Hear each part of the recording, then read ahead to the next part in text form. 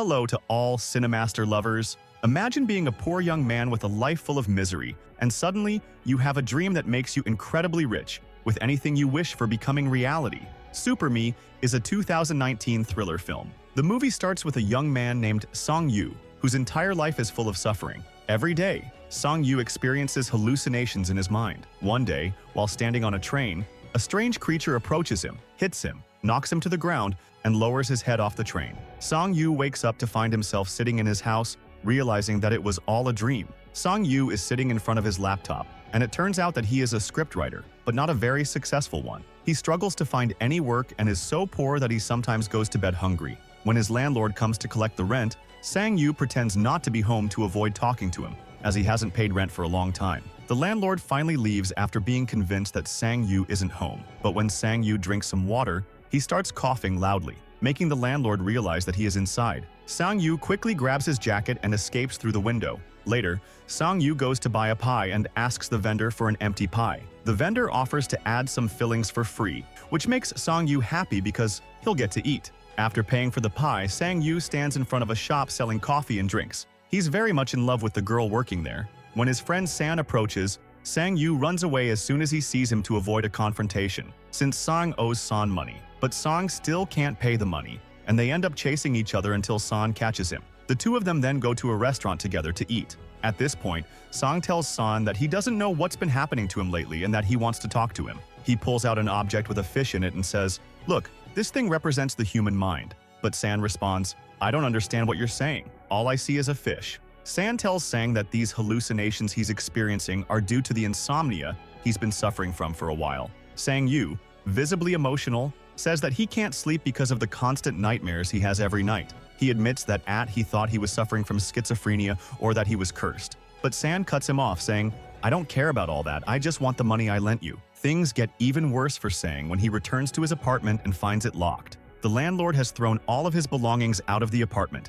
leaving Sang in a fit of rage and frustration, as he doesn't know where he's going to sleep next, feeling completely abandoned and alone. While Sang is sitting in the restaurant, he opens his laptop and stays there for a long time. He's extremely hungry but doesn't have any money to buy food. When he sees an empty table with food on it, he contemplates whether to take the food. But just as he's about to make a move, someone else comes and sits at the table, eating the food. Then, Sang sees the same creature that attacked him on the train appear in the restaurant. The creature starts choking Sang, who is helpless and unable to do anything. However, Sang suddenly wakes up to find himself still sitting in the restaurant, realizing that it was just another hallucination. At this point, Sang decides that he can't take it anymore and chooses to end his life. He goes to the rooftop of a building, ready to jump off. He starts saying that he doesn't want to continue living this life full of suffering and poverty. He can't even sleep anymore because of the nightmares that haunt him every night. At that moment, Sang finds himself falling from the rooftop, but quickly realizes that he's still hallucinating. The man who sells pies below calls out to him, telling him to come down so he can give him a pie. Sang responds that he doesn't have any money to pay for it, but the man insists, saying he'll give him the pie with all the toppings he wants. The man then goes to sit with Sang on the rooftop. Sang tells him that when he finally gets some money, he'll pay him back for the pie. The man reassures him, saying that everyone goes through tough times in life, but there's nothing that can't be overcome. Sang replies, "You don't understand. I must have done something terrible in my life, and now I'm paying for it day and night." The man laughs and says, "You're still young, boy. You haven't had the chance to do anything that bad. For someone like you, the worst thing might be your girlfriend leaving you or losing your job." Sang then confesses that he hasn't slept in a long time because of the hallucinations he experiences every day. The man casually advises him to wake up from these hallucinations. Sang asks how he's supposed to do that, and the man suggests that he should live his life normally and tell himself that what he's experiencing is just a dream whenever he starts to hallucinate. He assures Sang that he'll eventually snap out of it. After this conversation, Sang is left with only a little money and can't stand the hunger anymore. He decides to go into a supermarket and steal some items. However, he notices that the cameras are recording everything, so he puts everything back and leaves. He then sits down to eat beside the supermarket. The girl he likes approaches him and offers to help and feed him, but Sang realizes that he's hallucinating again. The creature appears once more, attacking him, beating him, and choking him. The girl working in the supermarket starts calling for an ambulance to help Sang. Meanwhile, the creature continues to hit Sang with its sword, eventually throwing him to the ground. Sang wakes up to find himself lying on the ground with the sword beside him. At first, he thinks he's still dreaming and can't believe that the sword is real. But when he realizes that it hasn't disappeared, he decides to take it to the market to sell it. However, the sellers in the market start fighting among themselves over who will buy the sword from him. But the prices they offer don't satisfy Sang, so he leaves without selling it. After that, Sang goes to a shop to sell the sword. He initially tells the shopkeeper that he wants to sell the sword for 30,000 tarns, but when he senses that the price doesn't sit well with the man, he quickly lowers it to 20,000 just to make the sale. The shopkeeper agrees, and Sang gets the money. This is the first time Sang has ever held such a large amount of money. With his newfound wealth, he decides to clean himself up, books a hotel room, and shaves his beard, transforming his appearance to look very handsome. However, when he tries to sleep, he starts hearing a terrifying sound, but he can't figure out where it's coming from. He leaves his room and follows the noise, only to find that he's alone in the hotel. Suddenly, the creature appears again and attacks him. Sang tries to escape, but the creature chases him down and strikes him with a large weapon. After the attack, Sang returns to his normal life, but when he finds another weapon beside him on the bed, he's overjoyed, realizing he can sell it for more money. He heads back to the shop, sells the weapon, and buys himself new clothes. Sang is so happy that he starts dancing in the street, thrilled that he's finally becoming a rich man. He spends the night at a disco, and afterward, he leaves with 2 chicks. They accompany him back to his room, and he gives each of them some money. Exhausted, he quickly falls asleep on the bed. Later, Sang dreams that he's inside a large museum, thrilled at the prospect of taking all the valuable items there to sell. However, the creature appears again, this time with a weapon, and starts shooting at Sang. Sang desperately tries to grab something to remind himself that he's dreaming and return to reality, but the creature gives him no chance, ultimately knocking Sang to the ground and seemingly finishing him off. Despite this, Sang somehow manages to return to the dream, quickly grabbing 2 items from the museum and bringing them back to reality. Overjoyed, he jumps around with excitement, knowing he can sell them for a huge profit. When Sang goes to sell the items at the museum, the dealer gives him a check for 1,000,000 won. However, the dealer then asks Sang, "Where did you get all this wealth from?" Sang coldly replies that it's none of his business and warns that if the dealer doesn't want the items, there are plenty of other buyers. The dealer reassures Sang, saying, "No need to get upset. The museum's doors are always open for you if you ever want to sell anything else." The next day, Sang is standing in the street when he sees his friend San. As usual, Sang starts running away from him, but San is surprised to see that Sang is still alive. This is because Sang had sent him a message earlier, saying that he couldn't pay back his debt and was going to commit suicide. San gets angry and is about to hit Sang for lying to him, but Sang quickly suggests that they go out for a nice lunch and talk things over. During their meal, San warns Sang, saying, "You know if you make me pay for all this food, I'm going to hit you." As they eat, San starts talking to Sang about how he's changed so much suddenly, and that he used to like Sang's old self when he was just a writer. However, Sang isn't really paying attention to what San is saying. Frustrated, San throws a spoon at Sang's face in anger. In response, Sang gets up and hands him 20,000 yuan from the money he owed him from before, finally paying off his debt. After that, Sang goes to see the girl he has a crush on, whose name is Hua. He enters her cafe and stands for a moment, looking at her. After a brief pause, he asks for a coffee with milk. When he finishes and goes to pay, Sang asks Hua, "Are you selling this place?" She replies, "Yes, because not many customers come here anymore, and I can't afford to pay the rent." Sang then asks her how much she's asking for the cafe. Hua explains that she needs to calculate the rent and the cost of everything in the cafe before giving him a final price. Sang tells her to set a price and let him know. Later, Sang talks to San, expressing his feelings about Hua and wondering if she would agree to marry him if he proposed. San reassures him, saying that, of course, she would agree, especially since Sang is a successful writer and rich. San comments that if Hua doesn't accept, she must be foolish.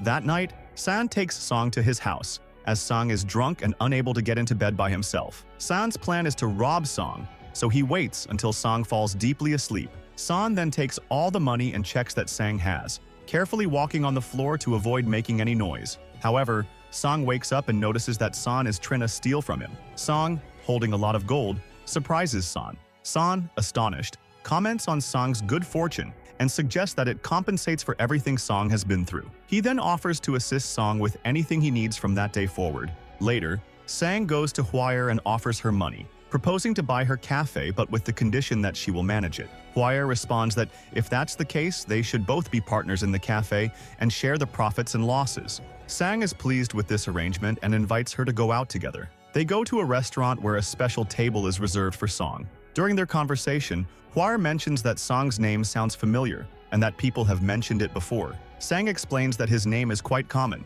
Hua then asks why Sang wants to buy her cafe. Sang tells her that he loves coffee and, having passed by her cafe by chance, he liked it and believes she is the best person to manage it. Hua responds that she's been losing money on the cafe for a while. Sang tells her that with a little care, the cafe could do very well. Hua agrees to send him a contract the next day, outlining their partnership, sharing both profits and losses. She then asks if Sang is married or in a relationship, stating that if he is, she won't be able to work with him or go out with him. Sang reassures her that he is single and has no one in his life. When Sang returns home, he finds San treating him very well. San tells him to relax and wants Sang to give him anything he wants, whether gold or money. That night, Sang dreams that he is surrounded by large amounts of money, filling his bags with cash. However, the creature appears again, attacking him. This time, Sang decides to defend himself and fights off the creature to protect his money. Eventually, Sang returns with a large amount of money and throws it onto San, who is sleeping on the couch.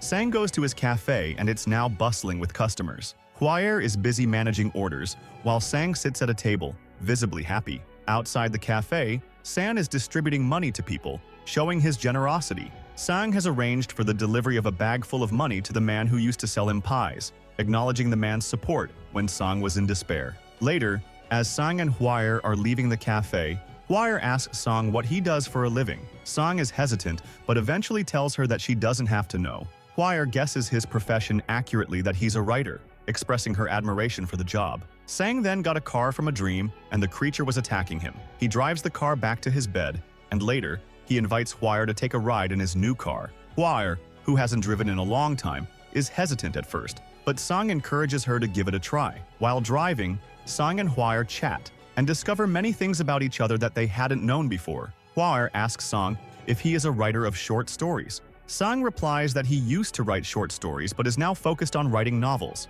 Later, they go to the cinema, where Hua mentions that Sang is a writer and asks if he has ever adapted any of his stories into films. Sang explains that he prefers not to be in the spotlight with producers. After hearing Hua's comments, San decides to take action. After they part ways, San writes a detailed story on his laptop and tells Sang to adapt it into a film with the biggest production company available. The next day, Sang goes to a major production company and tells the manager that he wants the best 2 actors for the film and that he will cover all the production costs. The manager agrees, and the film is produced and shown everywhere, achieving great success. Sang is honored with a major award for Best Writer and has written over 20 additional films. Production companies compete to secure his scripts. Hua is thrilled for him. Later, Sang finds himself in a gold mine and is surprised to see the creature that has been attacking him remaining stationary. Sang, feeling relieved, takes the belt that was tied around the creature's waist. The creature suddenly wakes up and touches Sang, leaving Sang puzzled about the creature's intentions. The following day, Sang decides to build a massive tower in his city and uses it to gather all the poor and homeless people from the streets. That night, Sang talks to Hua and shares his plans to do a lot of good in the city to make people happy. Hua questions whether he can manage all that, and Sang admits he's not sure but will try. Later, Sang feels very tired and discovers new wounds on his body from the creature when he last took the belt. As Sang goes out, he hides his face from the wounds and goes to Hua to apologize for leaving without notice. Suddenly, a car stops in front of him, and 2 men get out and abduct him. They take him to Xiang, the son of the museum owner, who demands $1 million for Sang's release. Sang agrees and contacts San, asking him to bring the money and meet at a specified location. When San arrives with the money, the gang captures him too. Xiang, greedy for Sang's entire fortune, takes them to a warehouse containing Sang's valuable treasures. Xiang tells Sang he must surrender all his wealth to save himself. Sang agrees, but warns Xiang he will not call the police. At that moment, Hua arrives and demands to see Sang. San tries to dismiss her, but Xiang's men capture her as well. Xiang demands all of Sang's wealth in exchange for their freedom. When one of Xiang's men suggests taking only part of the wealth, Xiang beats him violently. Hua tries to fight Xiang but is beaten. San intervenes with a vase, attacking Xiang's men. Sang joins the fight, rescuing Hua, but one of Xiang's men stabs Sang in the side. Despite being injured, Sang manages to escape with Hua. Another member of Xiang's gang stabs Sang in the leg. San eventually dies fighting off Xiang's men, but Sang and Hua manage to flee. As they reach the top, one of Xiang's men catches up, attacks Sang, and grabs Hua, choking her. Sang pulls out the knife in his side and stabs the attacker, but it doesn't affect him. The attacker throws Sang through a glass window, causing Sang to lose consciousness. Sang dreams of a glass panel with Huaer and Xiang's man behind it. He struggles to reach them, but the creature appears,